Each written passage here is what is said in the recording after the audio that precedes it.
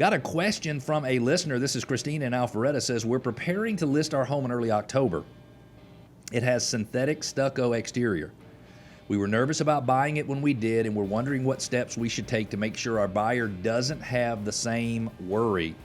Cristina, good for you for worrying about this. Now, if you live in a stucco home, synthetic stucco home, and you're listening to this, I don't want to scare you, because the truth is, your average buyer prefers the appearance of a stucco home. They're more elegant. Real stucco is plywood covered in a meshing, a wire meshing with Portland cement, so it's a real hard cement product. But a synthetic stucco home has the same material for insulation as a foam cooler.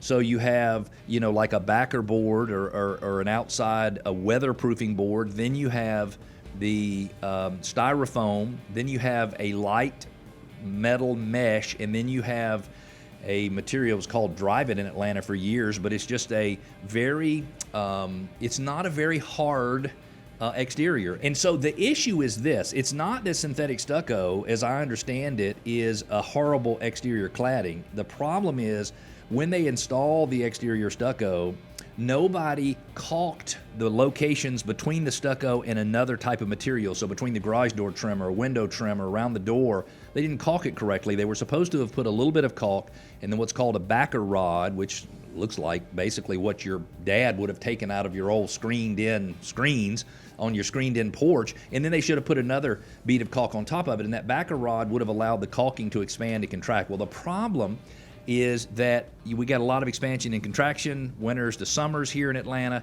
and as you get cracks that open up, then moisture gets behind the synthetic stucco, and because the synthetic stucco is such a good insulating material, the moisture cannot get out. It has nowhere to go. And so that's really the problem. When you sell a home that's a synthetic stucco home, my suggestion is, at a minimum, even if you don't want to pay for repairs or pay for a bond, that you have somebody come out and do a separate stucco inspection on the home to help you understand all of the things that need to be done. The process for getting a bond works like this. First, you have somebody come out, an independent company come out and do the inspections. Then you have another company come out and make the repairs as required in the inspection report. I know this sounds overwhelming. Then you would have another company come out, could be the same one that came out to inspect it in the first place, that re-inspects to make sure all the repairs were done correctly. Then all of that information is provided to the stucco warranty company, which I believe the one we use based out of North Carolina. And so what happens is then you can advertise the home for sale with a, moisture-free or a stucco repair warranty.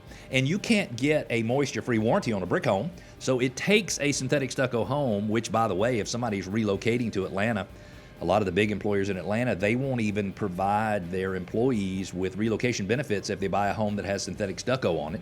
So it is a real problem. And but you can take a synthetic stucco home and you can make it actually be on the same level playing field as hard coat stucco, as also brick homes, because you can't get a warranty on a hard coat stucco or a brick home.